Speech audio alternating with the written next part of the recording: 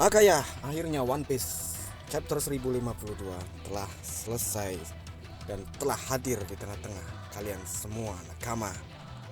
Aku katakan dari awal nakama bahwa chapter 1052 kali ini penuh dengan hiburan yang sangat membagongkan.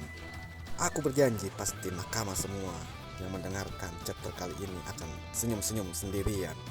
Tapi jangan kebanyakan senyum, nanti kalian bisa gila atau dianggap sebagai orang gila. Langsung saja berangkat berlayar. One Piece chapter 1052 ini berjudul Fajar yang Baru. Sampul kabar story kali ini masih memperlihatkan Germo Double Six. Judul kali ini storynya adalah ilmuwan yang gagal melarikan diri. Saat pelarian Germo kita bisa melihat Caesar, manusia gas kentut. Manga One Piece diawali dengan memperlihatkan para Gorosei di tanah suci Marizoa. Ada kelima kakek tua bangka Gorosei yang sedang membicarakan dua kaisar laut yang tumbang sekaligus bersamaan. Kejadian tersebut bukanlah berita yang para Gorosei bisa sembunyikan dan akan menyebar ke seluruh dunia. Gorosei mempertanyakan apa yang harus mereka lakukan. Para Gorosei mulai ketar-ketir nakama sekalian. Dan Shin berpindah ke negeri Wano Kuni, yaitu di laut Wano Kuni. Terjadi percakapan antara salah satu Gorosei dengan agen CP0. Gorosei menanyakan kebenaran tentang Pulau Zou, pulau berjalan yang kembali menghilang.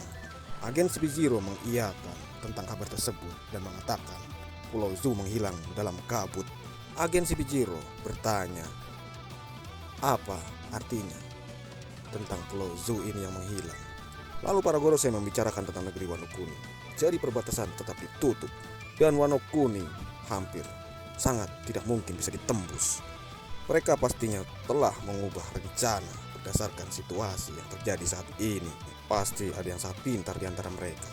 Upaya untuk mengambil alih negeri Wano Kuni dengan tentara angkatan laut sangat tidak mungkin, ucap para Gorosei kepada agen CP0. Lalu para Gorosei memerintahkan agen CP0, setidaknya engkau pulang membawa Nico Robin. Lalu agen CP0 mengiyakan perintah dari Gorosei.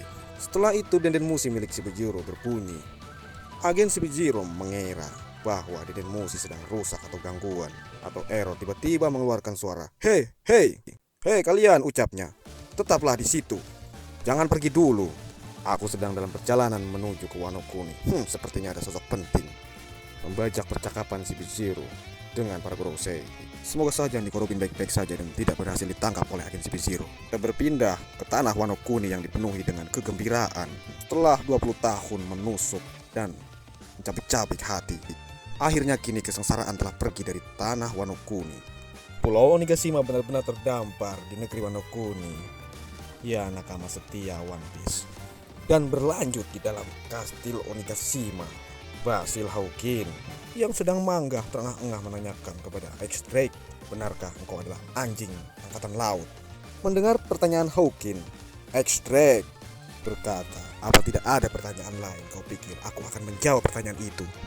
Dan mengalihkan pembicaraan balik bertanya, aku pikir kartumu akan memberitahukan yang terbaik untuk dirimu sehingga kamu tidak mengkhianati Kaido, ujar X-Drake yang terbaring di lantai dan penuh luka. Hawkins duduk di dekatnya dengan kondisi yang sangat memprihatinkan.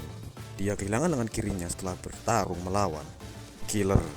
Kemudian Hawkins berbicara kembali sambil mengingat momen di mana aliansi Basil Hawkins, X-Drake, dan Kid dan juga Apo kedatangan seseorang yang sangat tidak terduga, yaitu Yakuzu no Kaido.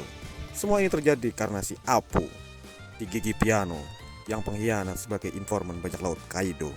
Hawkins mengatakan ketika dia menghadapi Kaido, dia melihat kematian, kekalahan, lalu dia menyerah dan Basil Hawkins menjadi bawahan Kaido. Sementara itu, Eustace, Kapten Kid dan krunya tidak menyerah hingga titik darah penghabisan, tetap berusaha meskipun mereka tahu mereka akan kalah. Bahkan jika kali ini aku melihat di kartuku kemenangan ada di tangan mereka, apakah masih ada kesempatan untuk aku berbalik kepada mereka dan mengkhianati Kaido? Tanya Hawkins kepada X-Drake.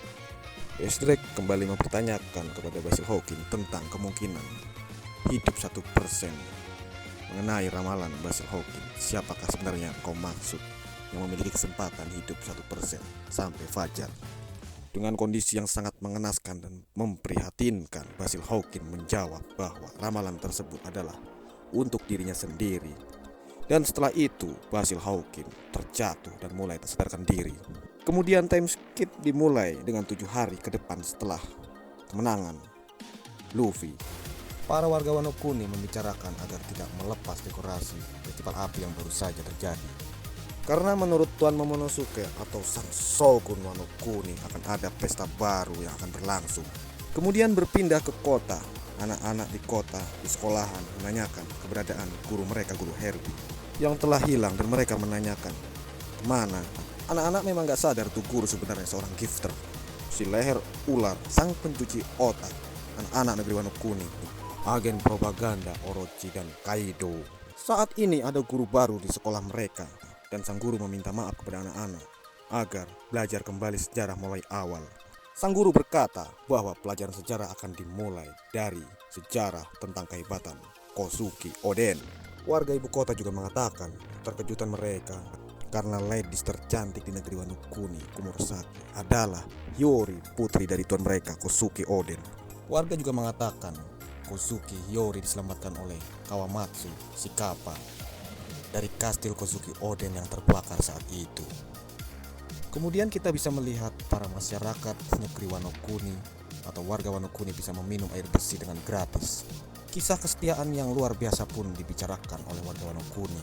Dari Yakuza yang sebenarnya adalah seorang samurai yang melanjutkan perjuangan Kozuki Oden, yang dikenal sebagai bos Yakuza, Kiyoshiro, yang sebenarnya dia adalah salah satu dari Akazaya atau 9 sarung pedang merah, yaitu Tuan Denjiro.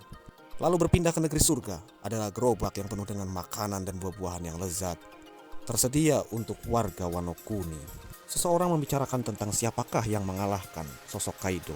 Ya, itu adalah Joy Boy, ujar warga Wano Kuni.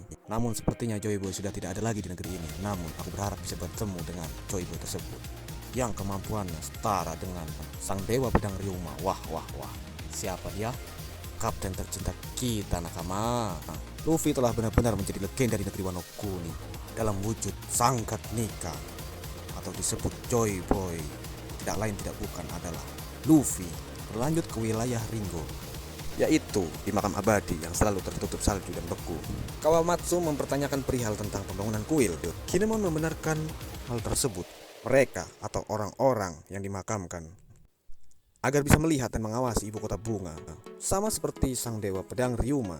Masih berlanjut dengan Kawamatsu yang sedang ngobrol-ngobrol dengan Kinemon di sebuah tangga kuil. Kita akan memakamkan Tuan Oden di sini, ujar Kinemon, dan semua pengikutnya, mulai dengan Tuan Yasui dan semua daimyo lain yang telah berjuang di negeri Wano Kuni ini.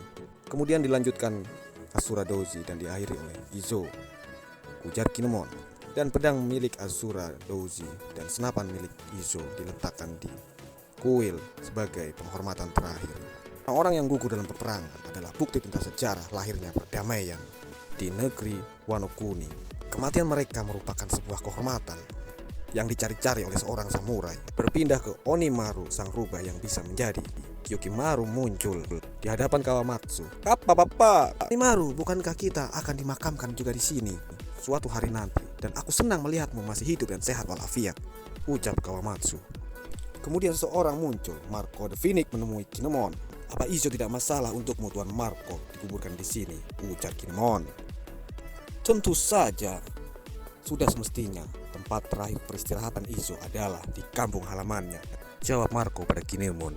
Sepertinya aku telah ditinggalkan lagi oleh saudaraku, ucap Marco menambahkan. Kami mengerti apa yang kau rasakan, ujar Kawamatsu, dan Kinemon mulai berbicara. Kalau terjadi sesuatu lagi kepada para pahlawan kita, aku tidak yakin aku akan kuat. Mari kita berdoa untuk kesehatan mereka semua, para pahlawan kita. Cerita berpindah ke puncak kastil Shogun Wano Kuni. Di sana terlihat Yamato. Dia mengatakan, aku lapar. Lalu dia membantah omongannya sendiri. Tidak lapar, ujarnya. Kemudian Hiyori muncul dan mengatakan kepada Momonosuke, kakak, dengarkanlah, kau juga Yamato. Berbicara kepada Yamato yang ada di puncak kastil. Lalu Yamato mencoba mendengarkan apa yang akan dibicarakan oleh Komurasaki atau Hiyori. Tiba-tiba Hiyori menendang Momonosuke dengan kaki gandanya. Dia sambil berkata, Luffy, Tarosan, dan Joro-Joro Sudah sadar kembali, ujar Momonosuke. Berhentilah kau bersikap tomboy. Meskipun itu tidak sakit, ujar Momonosuke. Tapi tetap saja seorang shogun kena tendang adiknya sendiri. Hahaha. Dan dua orang pembuat onar benar-benar sudah sadar dan berteriak. Si Luffy mengatakan, daging, aku mau makan daging. Zoro mengatakan, sake, aku mau minum. Momo, Yuri, dan juga Yamato bergegas berlari mendatangi kediaman Luffy dan Zoro yang sedang enak-enak makan-makan dan minum-minum. Dan Momo langsung memerintahkan kepada pelayan, pelayan, ambilkan lebih banyak lagi makanan untuk mereka. Nyamnya, enak sekali, ujar Nekomamushi. Tambah lagi, ujar Zoro dan Luffy. Yamato berlari ke arah Luffy sambil berkata, Luffy-san, apakah kau sudah sadar? Kemudian setelah itu, Yamato memeluk Luffy yang sedang makan. Begitu juga Chopper yang memeluk kepala Zoro. Lalu Momo berkata, Luffy, Zoro, jangan makan terlalu banyak. Aku sudah memutuskan akan mengadakan pesta nasional setelah kalian berdua terbangun. Dan itu akan dilakukan malam ini juga, ujar Momonosuke. Luffy bingung, siapa nih orang? Ganggu aja orang sedang makan. Aku ini Momonosuke, apa kalian tidak mengenalku? Luffy sedikit kaget, apa? Kau Momonosuke? Kamu sudah dewasa ya? Dan tubuhmu terlihat tangguh juga ya? Apakah itu diwariskan oleh Oden? Ujar Zoro. Biarkan aku mencobanya. Apakah tangguh juga? Akan kukalahkan kamu Momonosuke. Si bocil Momonosuke malah ditantang Babang Zoro. Gokil. Setelah momen tersebut, Momonosuke tiba-tiba mendekati Nami dan memeluk dan masuk ke sela-sela dada Nami. Tikan, aku diganggu oleh mereka berdua, ujar Momonosuke. Nami kaget dan berteriak langsung meninju muka. Si Momono mesum sampai terpental. Aku ini anak-anak masih 8 tahun loh. Tidak sakit tapi tetap saja. Benar saja ya, kamu masih anak-anak, ujar Nami. Jangan tertipu Nami. Momono mesum itu sudah dewasa Nami.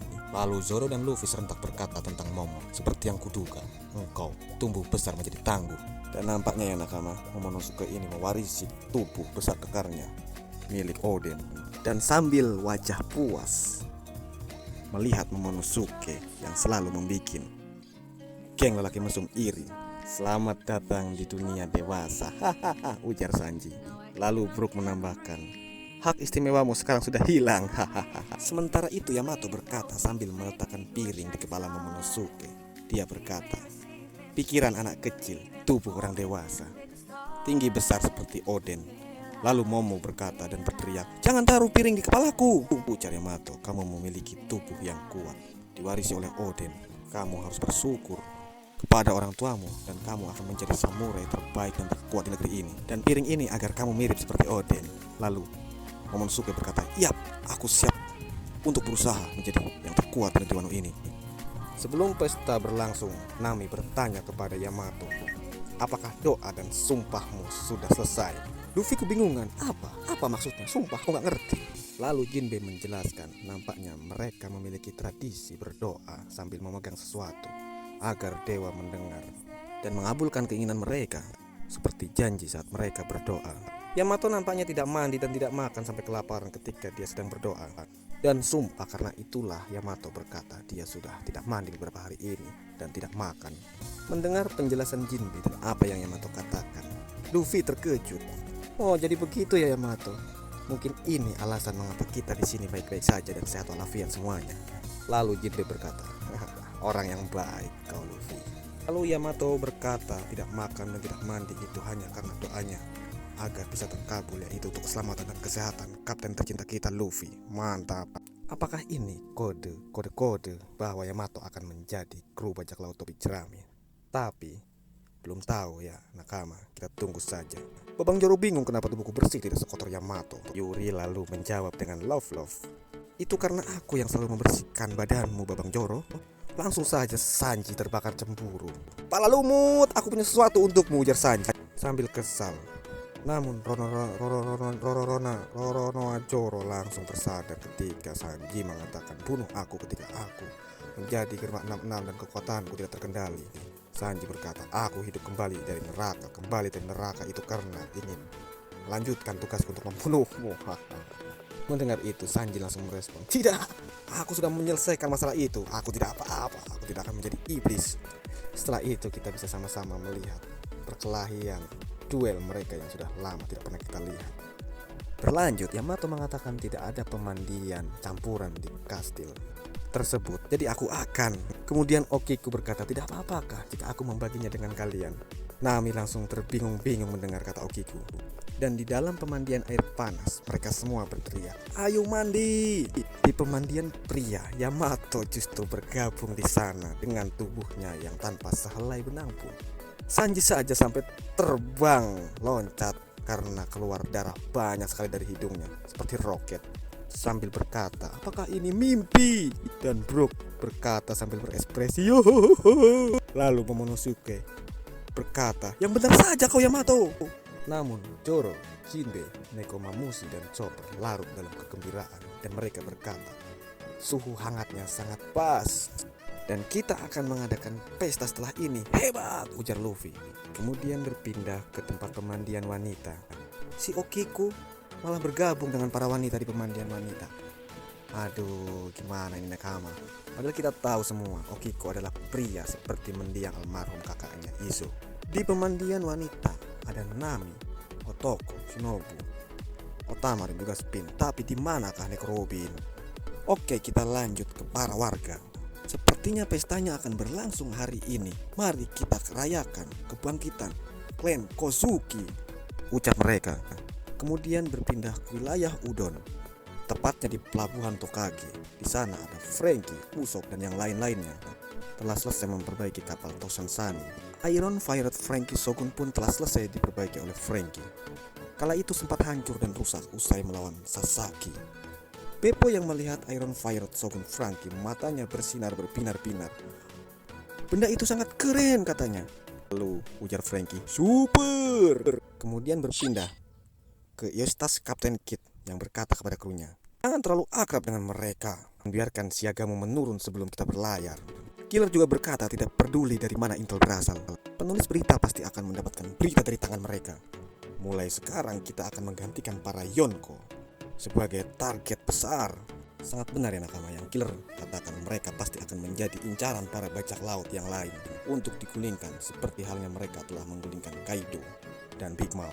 Berpindah di lain sisi, Trafalgar Water, Lau berkata perbatasan yang benar-benar tertutup sehingga orang luar tidak bisa masuk dan orang dalam pun tidak tahu tentang dunia luar. Lalu Beppo berkata, mungkin kaptenku ini bontinya udah meningkat, tapi kita tidak tahu berapa tingkatannya. Tiba-tiba ada seseorang yang datang berkata, apa, itu adalah Apo. Dia berkata, kalian benar, ujar sang nomor 1. Apa, kalian benar. Aku tidak tahu dari mana mereka mendapatkan berita ini. Intelnya siapa tidak tahu. Apa kalian ingin melihatnya? Berapa bounty kalian sekarang? Dan bounty orang-orang yang akan disebut Kaisar Lautan yang baru. Akaya, anjay. Apakah Kapten Kidd dan Lau masuk dalam jajaran Kaisar Lautan mengikuti jejak kapten kita si Luffy? Menunggu kebenarannya. Jika benar maka Kaisar Lautan, 5 Kaisar Lautan terbaru adalah Shanks, Kurohige, Monkey D. Luffy, Eustace Captain Kidd, dan Lau. Menarik menunggu kebenaran yang akan terungkap selanjutnya. Dan sedikit menambahkan kemana perginya Nico Robin, kenapa tidak ada di pemandian. Apakah ditangkap oleh City Zero? Nantikan kisah selanjutnya dan kebenarannya. Kemungkinan besar dia tidak terlihat. Itu karena dia sedang asik berjalan-jalan mencari Poneglyph merah bersama Denjiro. Denjiro pun tidak terlihat di pemandian. Yang kita sama-sama tahu bahwa sebenarnya Poneglyph merah dimiliki oleh Kaido yang ada di Wano Kuni. Menarik untuk ditunggu kelanjutannya. Dan semoga saja Nico Robin tidak diculik oleh agen CP0 dan mereka sedang bersama Denjiro dan Inuarashi. Yang sangat mengejutkan, Admiral Green Bull terbang di negeri Wano Kuni dengan bunga besar yang ada di punggungnya. Lalu diperlihatkan sedang berbicara dengan Admiral Akainu. Dan seperti yang kita lihat, Admiral Green Bull memiliki bunga yang ada di punggungnya yang digunakan untuk terbang, seperti halnya baling-baling mirip Pokemon yang seperti ini ya guys. Mungkin Green Bull ini buah iblisnya berhubungan dengan tumbuhan atau tanaman. Dalam percakapan Green Bull dan Akainu, Akainu berkata, "Beritahu di mana posisimu saat ini. Kan aku sudah bilang Sakazuki-san, aku ada di langit." "Lebih spesifiknya," kata Akainu. Aku bisa melihat Wano di depan dan di hadapanku," ujar Green Bull. "Kau tidak diizinkan ke Wano Kuni," ujar Akainu. "Jangan melakukan hal-hal yang tidak perlu, kau mengerti, Green Bull?" Iya, aku mengerti, astaga," ujar Green Bull. Admiral Green Bull muncul di Wano Kuni Nakama. Nampaknya Admiral Green Bull datang sendirian di Wano Kuni dan tanpa armada angkatan laut. Nekat banget nih admiralnya, bro. Mikir saja, nakama. Berani-beraninya nih admiral datang sendirian ke tempat para iblis yang sedang mengamuk dan sudah menumbangkan Yonko 2 sekaligus. Untuk menghadapi Shirohige aja kala itu 3 admiral langsung menghadapi. Belum lagi Sengoku di belakang yang menanti, apalagi ini 3 iblis yang baru saja menumbangkan 2 Yonko sekaligus. Atau Green Bull memiliki rencana lain, bukan untuk menghadapi para Yonko baru, namun diam-diam misalkan ingin menculik Pico Robin. Atau mungkin dia ada kaitannya dengan Wano Kuni, ibu kota bunga. Karena dia memiliki bunga, mungkin dia jalan-jalan untuk melihat kampung halamannya. Kita sama-sama belum tahu tipe bekal admiral ini, tapi menurutku dia mirip seperti Fujitora yang belum terpengaruh pemerintahan yang bejat. Mereka admiral yang sangat menarik, terbang menggunakan bunga. Di sini ada Fujitora yang terbang menggunakan tanah yang diterbangkan dengan gravitasinya, dan ada yang menggunakan sepeda ontel di atas laut dengan cara membekukan permukaan laut yang untuk dilaluinya. Itu adalah Akauji yang sudah keluar dari admiral dan bergabung menjadi angkatan bajak laut. Lucu-lucu ya nakama ya, admiral-admiral ini. Cara transformasinya menggunakan kekuatannya. Kalau Akainu pakai apa ya? Kalau Kizaru sudah jelas dia sangat cepat seperti kecepatan cahaya. Seperti waktu itu dia naik di atas rudal yang ditembakkan. Fujitora bisa menerbangkan dengan gravitasinya. Dengan kemampuan buah iblisnya dia menerbangkan tanah. Sebongkah tanah untuk naik tinggi. Jadi kalau Akainu apakah menggunakan magma ya? Gimana dong, bisa kebakaran semua hutan-hutan dan pulau-pulau yang dilalui. Ngeri. Dan yang sangat penting untuk para nakama setia One Piece, minggu depan tidak libur, Oda Sensei akan melanjutkan chapter 1053-nya. Namun setelah itu Oda Sensei akan rehat sebulan. Mungkin karena demi kepentingan manga One Piece, kecintaan kita. Ui channel Usop, Ui setia One Piece, mohon maaf jikalau pengucapan dan kata-kata yang kurang tepat jangan diambil hati ya nakama. Ayo kita berlayar, berangkat.